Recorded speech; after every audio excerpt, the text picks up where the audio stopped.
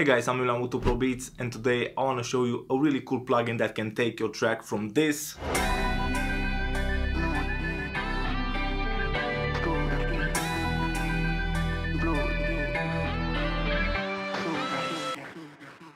to this.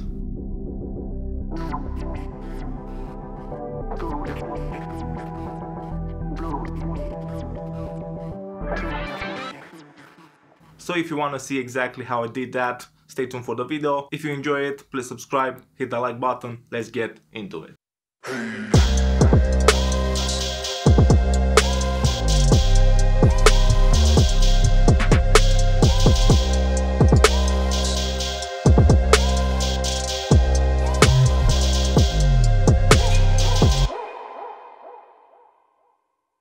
Okay, so the plugin that I want to show you guys today is ShaperBox2 from Cableguys. This is a container that has 5 plugins. The plugins are time, filter, pan, volume, and width. All the plugins are really cool and they can be used in some really creative stuff. I use the ShaperBox2 especially when I'm dealing with mixing vocals with just the mp3 beat. I like creating transitions and I like creating breaks on the beat using ShaperBox2. I use it on ad-libs. I use it to create vocal starters and things like that. And in today's video I want to show you how you can take a really boring part of your track and make it really interesting. In this session I have ShaperBox2 as an event FX on the beat using the filter and the time, and I've also used it on this delay throw doing some panning and some filtering. This is how the track sounds without the ShaperBox.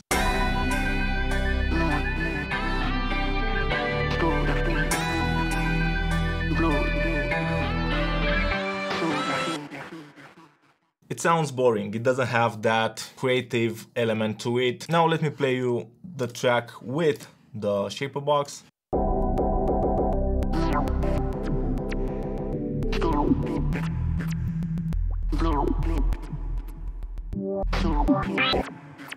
So as you can hear, I'm doing some filtering, I'm adding some panning movement to the delay throws. Let's break down what I have on the actual beat. The filter and the time shaper. This is just the filter.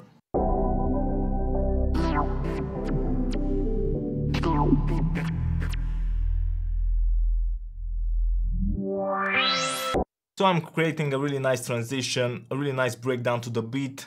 And right before the hook hits, I'm just creating a riser using the filter. A lot of filter types. You have low pass, high pass, band pass, notch. You have peaks. You have a few new types released with the second version of ShaperBox. You can control the cutoff. This is the cutoff. You can control the resonance right here. Both of those are independent of each other, so you can have a different curve like I have here for the cutoff, a different curve for the resonance. That's really nice. I can go in and really draw the curve that I want to have. It's really easy and really intuitive to use. That's what I like. The second thing that I have on the beat is this time plugin. With the time plugin you can do stutters, you can do scratches, a lot of crazy and creative effects. A really nice thing with ShaperBox, you can keep the clicks that you're hearing from the edits, or you can just remove them by changing the step mode from smooth to instant. Sometimes I like having the clicks in the mix. I think it adds a really nice percussive element to the song.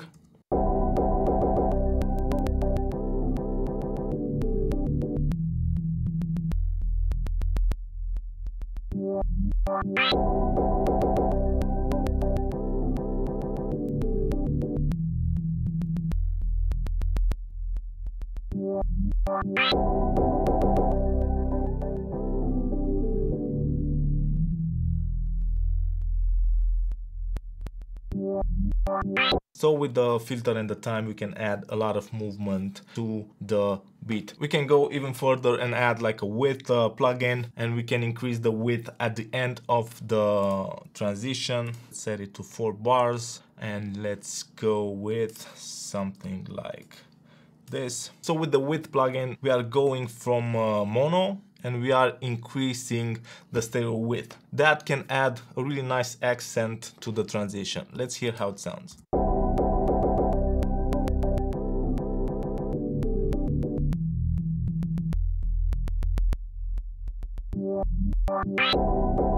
It adds a subtle movement. Let's move on to the next shaper box that I've used in this session. This one is on the delay throw. This is without it.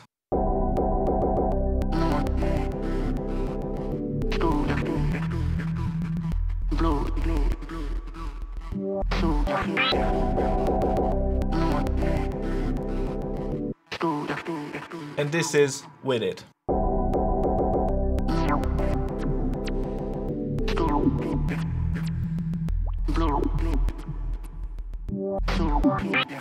Adding a lot of movement. This is what I have. I have the pan plugin doing a basic left to right with a sine curve matching the delay time, transforming a basic mono delay to a ping pong. The interesting part is here with the filter. I'm using a rhythmic filter that adds a lot of creativity to this basic delay.